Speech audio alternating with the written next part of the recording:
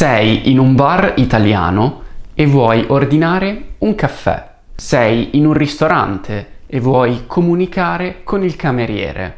Come puoi farlo in italiano? Lo vediamo nella lezione di oggi.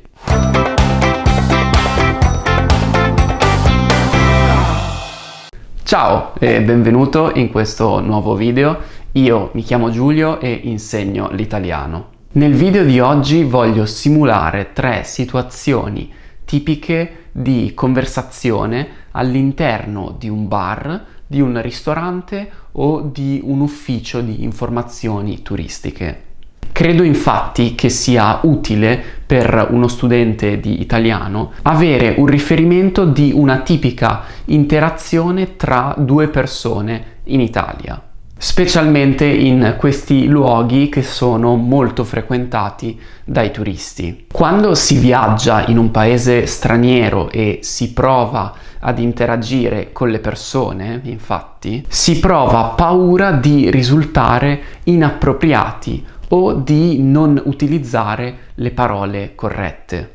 Quindi spero che alla fine di questo video ti sentirai più sicuro nell'interagire con un italiano e riuscirai ad esprimere meglio le tue richieste. La prima conversazione molto pratica che ti voglio mostrare all'interno di questo video è tra un turista e un barista all'interno di un bar. Vediamo. Buongiorno. Salve, mi dica. Volevo un cappuccino e una pasta. Benissimo, sono 3,80. Il cappuccino arriva subito. Come cornetto quale vuole? Dunque, cosa c'è dentro quella lì tonda?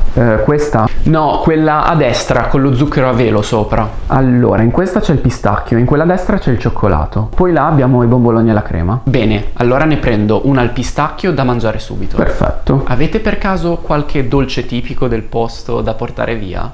Certo, guarda, qui a Bologna abbiamo le raviole, che sono dei dolci tipici di pasta frolla con dentro la mostarda. Ok, me ne può mettere 4 o 5 dentro un sacchettino?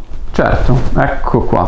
Quindi in totale adesso sono 7,20. Va bene, ecco qui. Grazie, arrivederci. A lei, buona giornata e buon lavoro. Grazie. Bene, ora andiamo ad analizzare la versione scritta del dialogo per vedere alcune parole ed espressioni interessanti un po' più nel dettaglio. Per prima cosa ti faccio notare che sia il barista sia il turista usano un linguaggio formale perché non si conoscono. Quindi in italiano si dice dare del lei. Questo significa che non usano la seconda persona singolare tu per parlarsi, ma la terza persona singolare lei. In questo caso con la L maiuscola. Quindi mi dica o lei mi dica. Volevo un cappuccino e una pasta. Qui ti faccio notare il verbo volere usato all'imperfetto ancora una volta in una forma di cortesia. Posso dire infatti volevo, oppure vorrei, o potrei avere. La richiesta del turista è una pasta. In italiano, infatti, usiamo la parola pasta non solo per indicare un piatto di spaghetti o penne, per esempio. In alcune zone d'Italia si usa la parola pasta per indicare un dolce con all'interno crema, marmellata, pistacchio, eccetera. Io personalmente, che vivo nel nord Italia, uso la parola brioche, che è più comune qui, ma puoi usare in generale queste 3 parole: brioche, pasta o cornetto, come dice il barista nel dialogo. Molto spesso i cornetti hanno lo zucchero a velo, che è questo tipo di zucchero lavorato che sembra quasi una polvere e si usa per decorare i dolci. Un'altra frase interessante di questo dialogo è: me ne può mettere 4 o 5 in un sacchettino? Ok, in questo caso il turista vuole assaggiare i dolci tipici di Bologna, quindi chiede al barista di mettere i dolci in un sacchettino per portarli via e mangiarli più tardi. In questo caso uso la particella ne perché mi riferisco ad una parte del totale. Quindi mi dia 4 o 5 raviole su un totale più grande disponibile. Inoltre in questo caso dico me perché combino mi con il pronome ne, quindi me ne, che suona meglio. Benissimo, passiamo ora ad analizzare un altro dialogo, questa volta in un ristorante.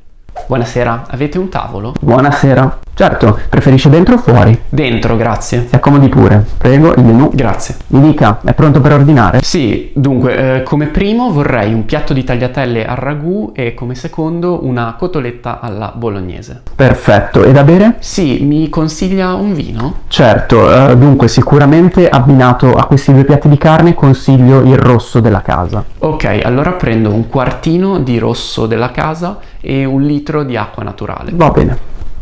Tutto bene? Sì, tutto squisito, buonissimo. Mi può portare un altro po' di pane, così faccio la scarpetta? Certo, prego. Gradisce un dolce? No, vorrei un caffè doppio e il conto, grazie. Perfetto, arrivano subito. Ecco qui. Grazie, pago con la carta. Molto bene. Ok, siamo a posto. Le auguro una buona giornata. Grazie, Salve, arrivederci e arrivederci. buon lavoro. Quindi andiamo ora ad analizzare alcune parole, frasi o sinonimi utili. All'inizio il cameriere chiede al cliente se vuole stare dentro o fuori.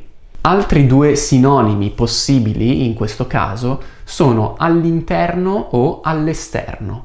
Quindi preferisce all'interno o all'esterno? Dopodiché dice si accomodi pure. Accomodarsi è un verbo interessante che viene dall'aggettivo comodo e si usa per invitare le persone a sedersi o a mettersi comode. In inglese è come to take a seat. Interessante anche la parola pure, un avverbio che usano spesso gli italiani subito dopo l'imperativo per rendere l'imperativo un po' meno autoritario e più gentile. Si accomodi pure. Un altro vocabolo interessante è in questa frase. Tutto bene? Sì, tutto buonissimo. Mi può portare un altro po' di pane? Così faccio la scarpetta. Che cos'è la scarpetta? Beh, fare la scarpetta è un'espressione figurata molto informale, che significa raccogliere il sugo rimasto nel piatto con un pezzo di pane. Dopo aver terminato un piatto di pasta, infatti, rimane molto sugo nel piatto che non si vuole sprecare. Quindi lo si raccoglie con del pane. E infine parliamo del conto. In Italia normalmente non si dà la mancia al cameriere alla fine di un pasto in un ristorante. Tuttavia si paga il coperto, che corrisponde ad un costo singolo per ogni persona, per il servizio ricevuto al tavolo e per il pane. Esiste il coperto nel tuo paese? Fammelo sapere qua sotto con un commento. Ed infine andiamo a vedere il terzo e ultimo dialogo di oggi all'interno di un ufficio informazioni turistiche.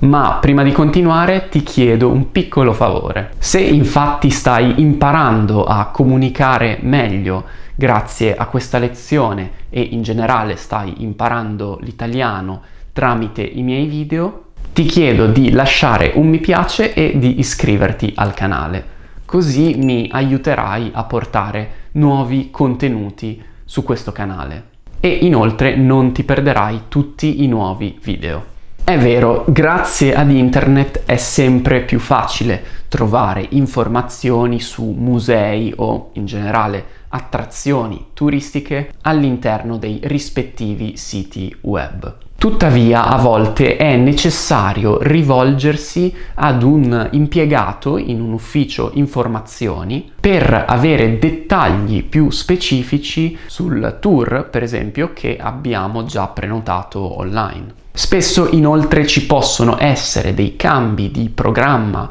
giornalieri che andranno a modificare gli orari e le modalità di viaggio ed è quindi importante saper comunicare in italiano. Ok, iniziamo con la conversazione.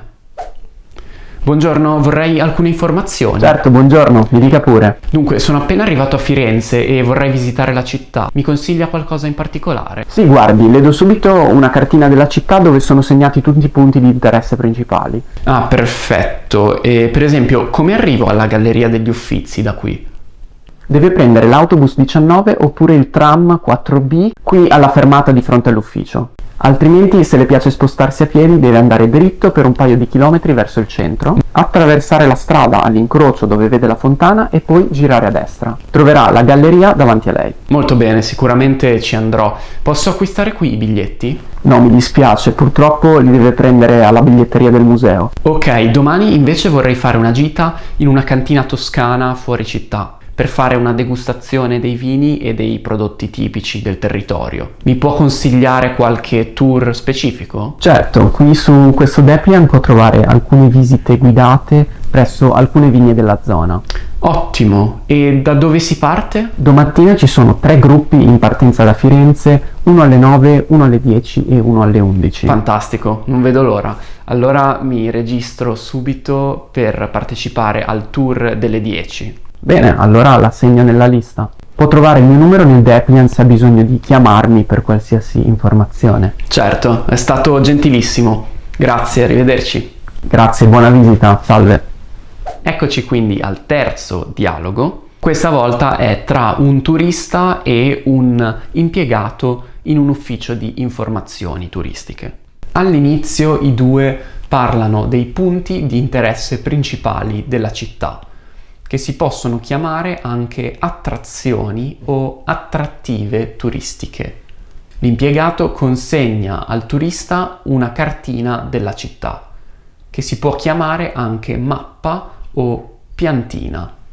Poi dà alcune informazioni per raggiungere gli Uffizi, uno dei musei più importanti al mondo. In particolare usa la parola spostarsi, un verbo molto utile quando sei in viaggio. Puoi usare anche il verbo muoversi in questo caso, oppure passeggiare o camminare.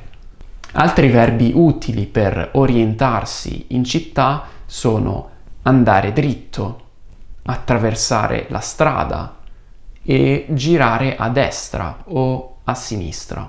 Infine, l'ultimo verbo che ti faccio notare è volerci, un verbo pronominale con il pronome ci. Ci vogliono 45 minuti. Sono necessari 45 minuti per arrivare al vigneto.